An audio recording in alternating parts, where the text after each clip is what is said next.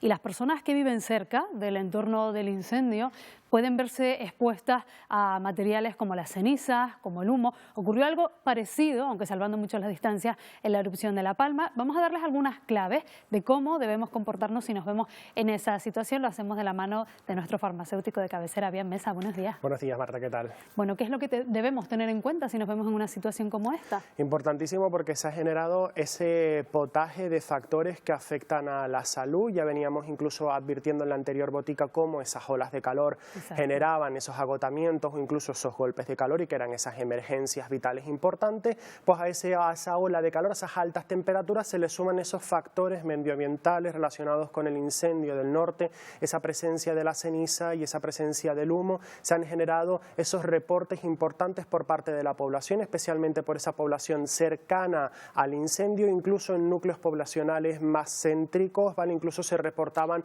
cómo esa población notaba ciertas molestias debido a la presencia de la ceniza. ¿Qué podemos notar? ¿Qué síntomas podemos Importante sentir? porque presentan esos síntomas característicos, incluso esa tos, esa irritación de garganta, empiezan incluso a generarse esos ciclos viciosos de irritación y de tos seca persistente. Hablamos incluso también, Marta, de dificultad para respirar normalmente, muchísima notificación acerca de los ardor de ojos, ¿vale? Esa molestia importante que genera esa ceniza y ese humo en suspensión. Incluso hablamos de esa presencia de moqueo, esas sibilancias, esa dificultad para respirar, dolores en el pecho, dolores de cabeza, ataques de asma, cansancio, incluso latidos cardíacos acelerados. Esto es muy importante recalcarlo, porque la población más vulnerable es la que en este porcentaje es la que puede sufrir estos síntomas de una forma mucho más importante. ¿Qué consejos debemos tener en cuenta? ¿Cómo debemos actuar?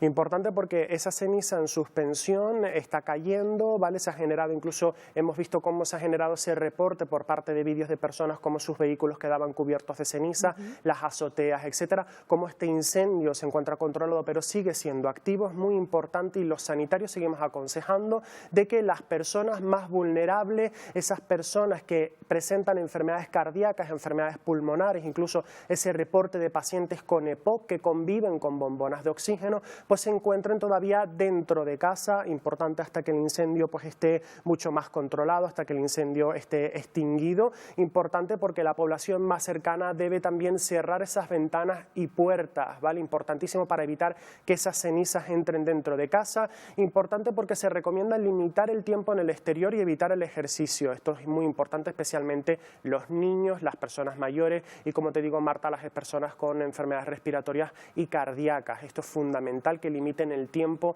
en el exterior lo máximo posible. Si vemos que la condensación, si vemos que esa situación del aire externo no es muy favorable, porque se reportan esos olores a humo de forma muy importante, la presencia de la calima, casi a simple vista, exactamente, ¿no? la presencia de la calima, esa posible ceniza en suspensión, incluso que vemos en el suelo de las azoteas, etcétera, pues es muy importante mantener el aire interior lo más limpio posible. Y aquí las instituciones sanitarias que controlan todos estos factores lo que recomiendan es pues intentar mantener ese aire limpio dentro de casa, evitando realizar esas actividades que puedan, por así decirlo, pues empeorar la calidad del aire interior de casa, que como actividades principalmente como freír alimentos o incluso como hacer alimentos a la barbacoa, a la parrilla, que puedan generar el ambiente exactamente, más, ¿no? que pueden generar esa situación de humo dentro de casa y que pueden empeorar esa calidad de aire en el interior. Importante porque si toda esa población vulnerable sigue notando, incluso por esas olas de calor, por esa sensación de la calima en suspensión que viene agravada por esa ceniza y por ese humo, llamar al 112 y notamos esos síntomas respiratorios. Importantísimo el uso de la mascarilla FFP2 para esa población más vulnerable que está notando de forma importante la presencia de la ceniza. Importante realizar esas actividades, evitar realizar esas actividades agotadoras. Vemos cómo esa gente todavía sigue corriendo a la hora del mediodía en una ola de calor. Importantísimo, que parece que no nos afecta, pero que realmente la situación es bastante complicada. Importante evitar este tipo y sobre todo mantenernos bien hidratados, beber bastante líquido en abundancia. Si tenemos en nuestra casa, hablabas de la posible presencia de ceniza, por ejemplo en la azotea, en nuestro entorno, ¿podemos limpiarla o cómo debemos interactuar con ella? Importantísimo porque esa población que ha sido evacuada, Marta, ahora que está volviendo a sus casas, incluso pues esa posible población que todavía se esté, por así decirlo, instalando nuevamente sus viviendas Claro, igual se encuentra en la zona un poquito sucia, ¿no? Exactamente, van a encontrar ceniza. esa presencia de posibles cenizas y se van a realizar esas actividades importantes. Las instituciones sanitarias recomiendan de forma importante seguir este tipo de recomendaciones a la hora de la limpieza